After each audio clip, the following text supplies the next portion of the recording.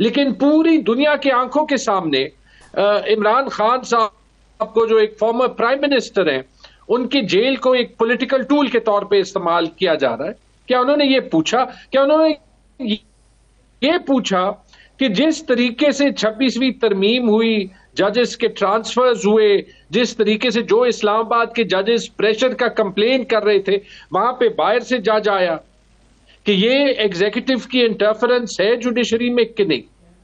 तो मेरे ख्याल में ये हर किसी को याद रखना चाहिए कि तारीख कभी इन चीजों को इस बात से नहीं देखेगी कि आपने कंट्रोवर्सी से अपने लिखा हुआ है कि प्राइम मिनिस्टर ने तमाम स्टेक होल्डर से मशावरत के इकदाम को चीफ जस्टिस के सराहा। ये कौन स्टेक होल्डर्स है जिनसे मशावरत की गई है, और क्या जज हैं, क्या सियासी पार्टियां हैं, और क्या ये हमारे तक ये इत्तला क्यों नहीं आई? आप तक आई है? देखिए, ये तो प्राइम नहीं, यहाँ पे ऑब्वियसली नहीं, ये तो प्राइम मिनिस्टर साहब जो है वो मजीद मेरे ख्याल में शायद वो चीफ जस्टिस के ऑफिस को शायद ह्यूमिलिएट कर रहे हैं। इसका तो दो सिंपल चीजों से जवाब मिल जाएगा।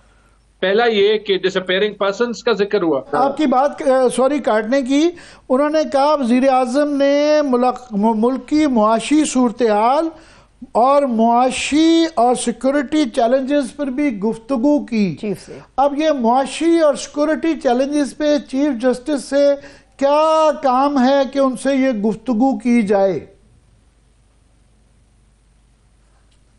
मुझे ये नहीं समझ आती कि ये हर बंदा पाकिस्तान में वो जॉब क्यों करना चाहता है जो उसका है नहीं। देखिए, अगर हमारे अदलिया का निजाम सिर्फ इंसाफ देने पे फोकस करे तो पाकिस्तान के 99 नहीं 100% मसले हल हो जाएंगे, और दम है इसमें। प्राइम मिनिस्टर का फॉरेन मिनिस्टर इकोनॉमी को देखना चाहता है, इंटीरियर मिनिस्टर फॉरेन रिलेशंस को देखना चाहता है। अब वो चीफ जस्टिस को जो है वो पत्नी मईशत पे क्या लेक्चर्स दे रहा है। हालांकि आप ये देखें आमिर, आप और मैं हर जो बात करते हैं, नपी तोली करते हैं ये पीका एक्ट की वजह से। हालांकि आज यहाँ पे पेशावर में एक न्यूज चैनल ने मेरे बारे में एक गलत खबर जो है वो रन की थी। They had the guts to give an apology. मैंने उनको नोटिस भेजा था वाया द एक्ट जिसमें डेफेमेशन के क्लॉजेस हैं, और वो मसला हल हो गया।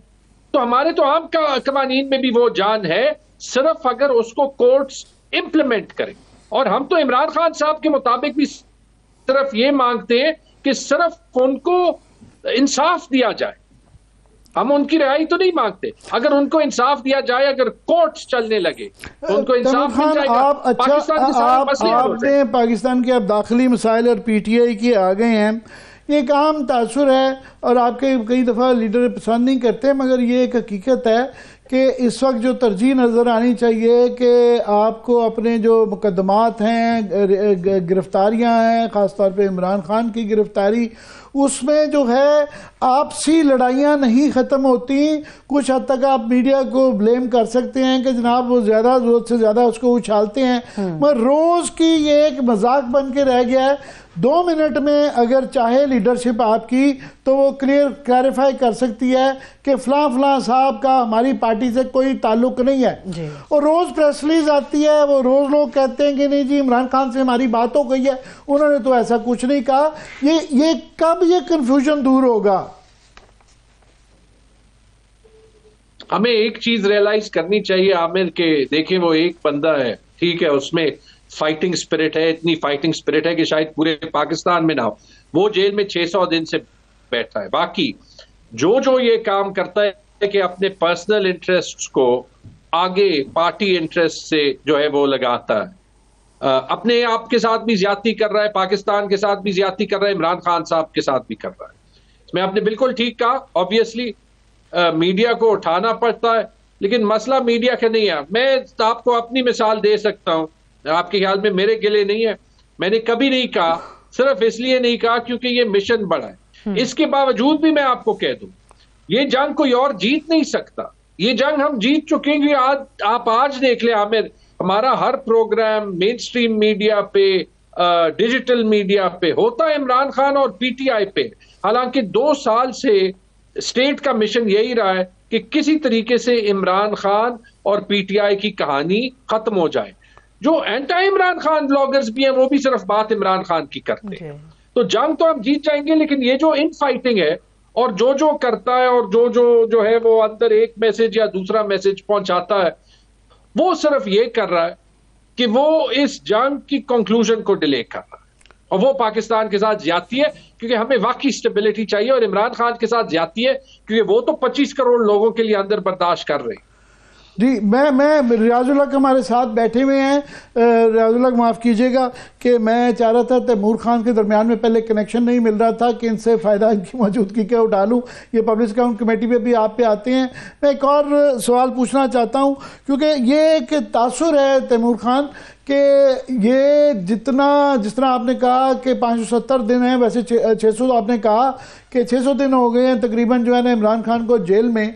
और जो अर्जेंसी होनी चाहिए आपकी पार्टी के अंदर कि लाए अमल देने की कि जी हमारा ये एहतजाज है, ये लाए अमल है, वो डेट्स जो है बड़ी लंबी महीनों की आती हैं। अभी जो है रमज़ान के बाद मतलब 1.5-2 माह तो इसके अंदर गुजर जाएंगे।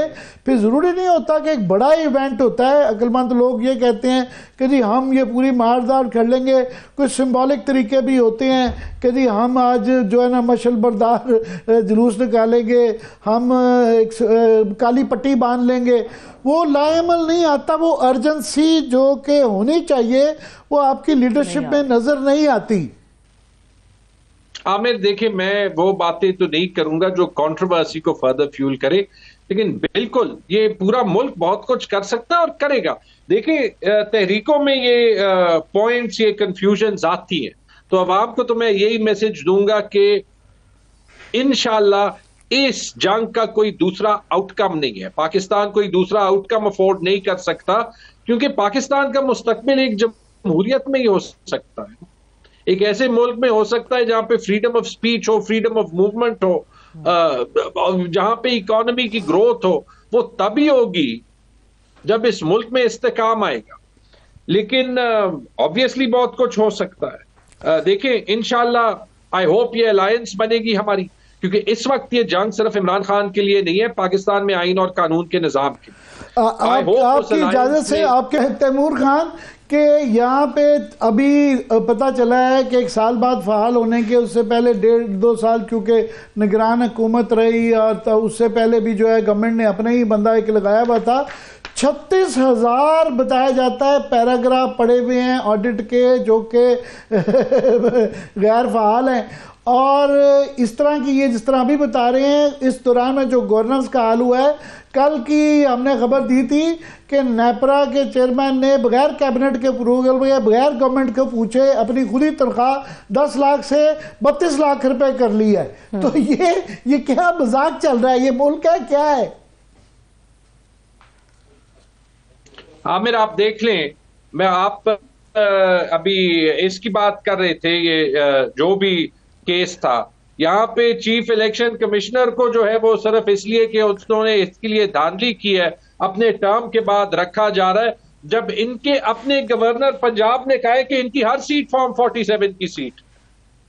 तो वो मिसाल है, तो क्या किसी और से गिला करें। मैं आपको एग्जांपल देता हूं, आप नेपरा के चेयरमैन की तनख्वाहों की बात कर रहे हैं, जब पार्लियामान ने खुद से अपनी तनख्वाहें 4-4, 5-5 गुना बढ़ा दी, पंजाब में बढ़ा दी, तो फिर नेपरा वाले से क्या गिला? ब्यूरोक्रेट्स ने बढ़ा दी, उसको उसमें पेश पीटीआई भी था, कभी ऐसे अलाउ ना करता, कभी ना करता। तो अभी तक डांटा नहीं, हमें इतला नहीं आई कि वो जो 62 लोग जिन्होंने खत लिखा था कि हमारी भी तनख्वाहें बढ़ाए या हम वापस नहीं लेते, वो भी हमें कोई अभी तक ऐसी इतला नहीं आई है। तो वो भी कहेंगे ना, आप देख लें। वैसे फिर हर कोई ये कह सकता है कि अगर किसी के अकाउंट में 16 अरब रुपए मकसूद चपरासी के आ सकते हैं, और जब हवा बदल जाए तो वो 16 अरब रुपए हलाल भी हो सकते हैं, वो मनी लॉन्ड्रिंग तो छोड़ें, वो टैक्स एवेजन में भी नहीं आएगा, तो फिर बाकी पाकिस्तान ने क्या कसूर है? ठीक है, जिसने टैक्स देना है वो उससे 50-60% वसूल रियाज के पास आज बहुत बड़ी स्टोरियां हैं, एक दो और बड़ी मजेदार स्टोरियां आपसे शेयर करना चाहते हैं। रियाज प्लीज जरा नेक्स्ट स्टोरी।